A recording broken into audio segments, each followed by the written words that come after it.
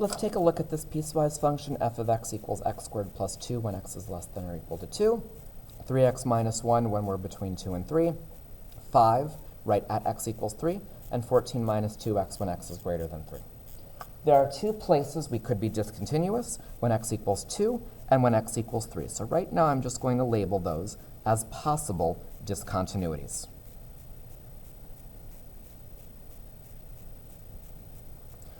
Possible discontinuities at x equals 2 and at x equals 3. I need to go and check the three parts of my continuous definition, and then based on what happens there, I will determine if they're actual discontinuities and what types they are. For x equals 2, I want to do the limit as x approaches 2 from the left of f of x. I want to do f of 2, and I want to do the limit as x approaches 2 from the right of f of x. Well, as I approach 2 from the left, I'm on the top piece, so 2 squared plus 2 gives me 6.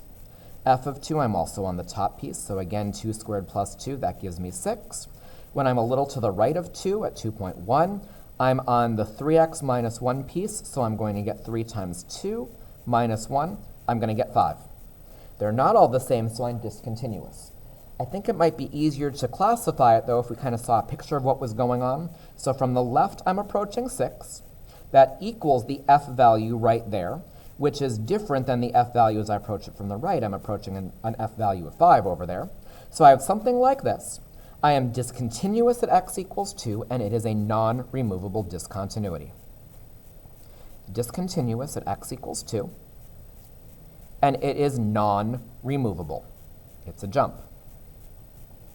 Like I explained in class, sometimes the AP exam will ask you to explain why it is discontinuous. Hold on, that was not spelled right. Removable. They may ask you why it is discontinuous and non-removable, and you're going to say for your rationale, because the limit as x approaches 2 from the left of our function does not equal the limit as x approaches 2 from the right of our function.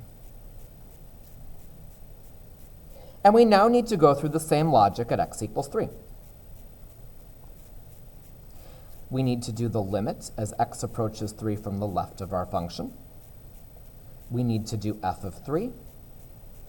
And we need to do the limit as x approaches 3 from the right of our function. Well, as we approach 3 from the left, I'm on the 3x minus 1 piece. So that's 3 times 3 minus 1. That's 9 minus 1. That's 8. F of 3, right at 3, my y value is 5. As I approach 3 from the right, I'm on the bottom piece. So 14 minus 2 times 3. 14 minus 6 gives me 8.